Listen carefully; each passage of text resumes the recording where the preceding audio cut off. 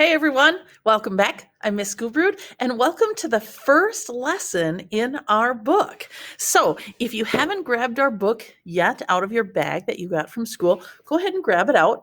This is our math expressions book, and it has a toucan on the front. If you're like, oh boy, I don't think we picked that up from the school yet, you want to grab it in the next couple days. Our school is open regular school hours, so you can just send someone over and send them into the office, and they'll be able to get this book for you. But you do need and want to have our book so that you can start going ahead with our lessons. So, our lesson today is on multiplication tables and factor puzzles. So, you made your own multiplication table yesterday or the day before, which is great. You have that with you.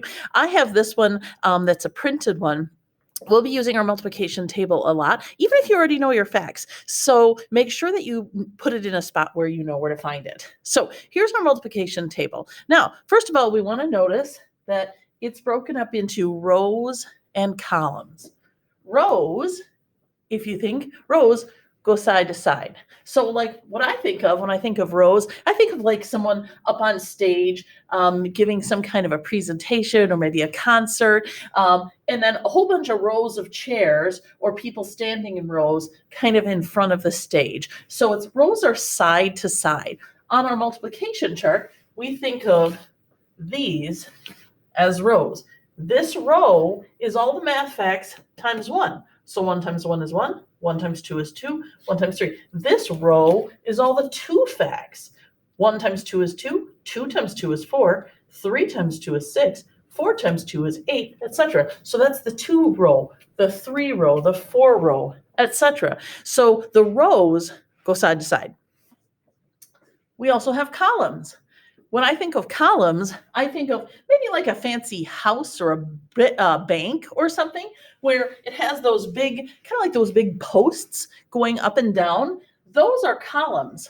I also think of a campfire because we think of a column of smoke rising up from a campfire. And so columns go up and down. If it helps you to think of a bank with those big, tall structures up and down, or some kind of a building around town, you've probably seen some buildings that have columns.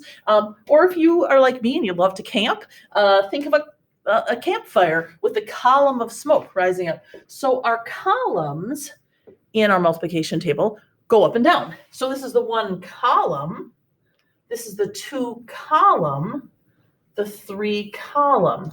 So that's going to be really important as we start thinking about trying to solve factor puzzles, because our task for today's lesson and tomorrow's lesson is we are going to learn about factor puzzles, and we're going to try to solve some puzzles. And it's going to really, really help you if you remember rows go side to side, columns go up and down. Okay, so let's take a look at the very first factor puzzle that we find on page 5. Here it is. It's kind of like a little 4 square block, and it has 3 numbers, and it's missing a number. Okay, so I'm going to pause the video a second and draw that out, and then we'll talk about how we're going to solve it. All right, so here we go. There's a 6, a 10, and a 21. Now, on a factor puzzle, we can start anywhere at all except with the space that's missing. We can't start with the space that's missing. In any kind of math problem, we really can't start with the space that's missing. We have to start with what we already know. So we know that there's a 6 and a 10. Now, you'll notice that these are squares. Those squares are the same as all the squares on the multiplication table. So this square is a 10. It represents some 10 on this chart. Now, this square is a 6. It represents some 6 on this chart. You are looking for a row. These are side to side, so they're a row. You're looking for a row in the multiplication chart that has a 6 and a 10. If you start up here and scan across, you can see there's nothing in row 1 that has a 6 and a 10. We know it can't be in row 1. 2, hey, look at that. I found a 6 and a 10. I'm going to go ahead and circle those on mine. Now, you can also do this if it helps you. You might have to redo your multiplication chart, or you could make a multiplication chart in pen, and you could circle in pencil. But I'm going to circle it. There's the 6. and there's the 10. So I found that there's a 6 and a 10 in the same row in the 2 row. What do I mean by the 2 row? I mean they're in the row that has all the multiples of 2.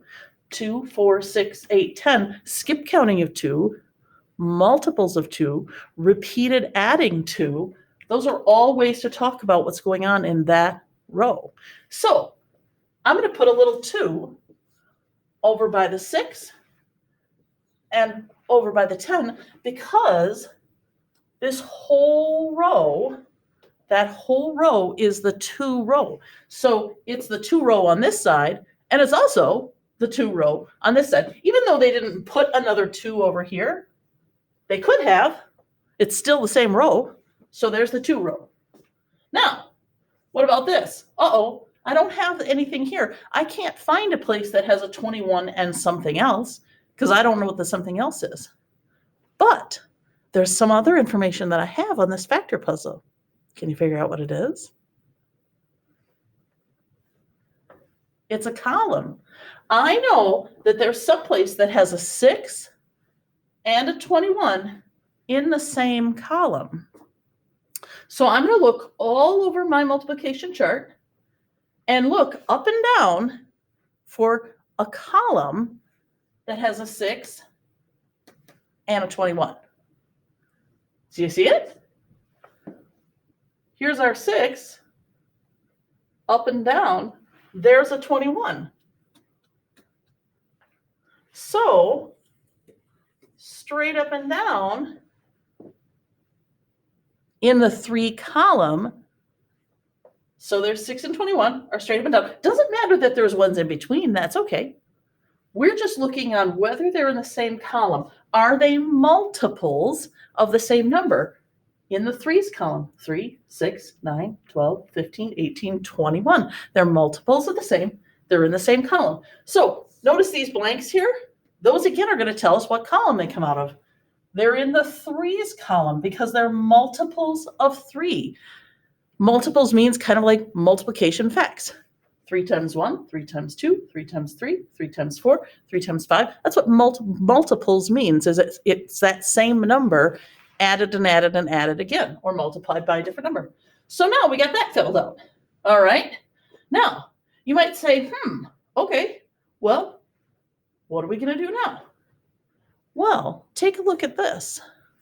6 is in the 2 and the 3. 2 row and 3 column. So 2 times 3 gets us to 6. 10 is in the 2 row, but what column is it in? 10, 2 times something gives us 10.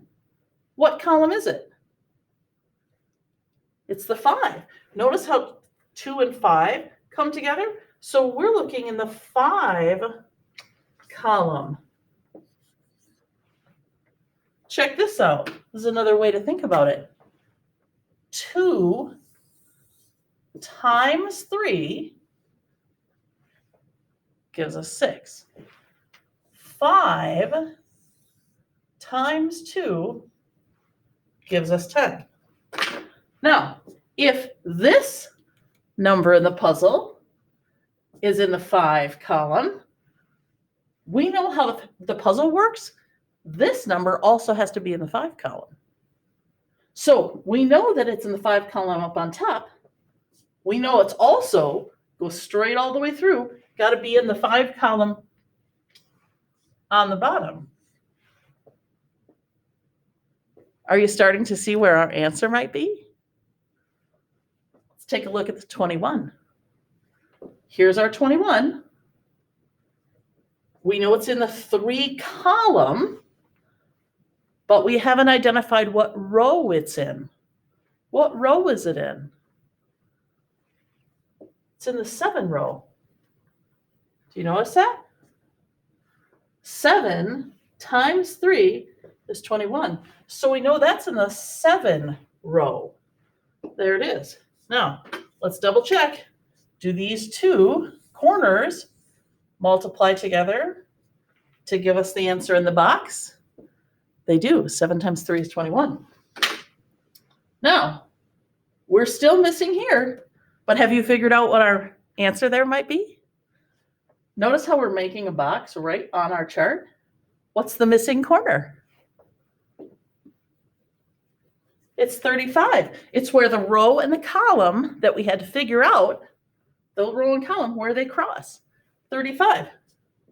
Now, how do we know that's true? Let's check ourselves. Are 21 and 35 in the same row? They are. That worked. What row is it? It's the 7 row. So here's the 7 row. The 7 row goes all the way across. Remember, we could even put a 7 over here. It's still the 7 row. Now let's double check ourselves with the outside part. Do 7 and 5. When you multiply 7 times 5, does that equal 35? It does. That is how you solve a factor puzzle. Now, there are 2 more factor puzzles for you to solve today for your lesson. You're going to be on page 5 and 6 is your lesson for page 5 and 6 in our book. And see what you can do with them. We'll do more practice tomorrow. If you get confused, re-watch parts of the video as you're going along, and I bet you'll figure it out. Good luck. See you next time.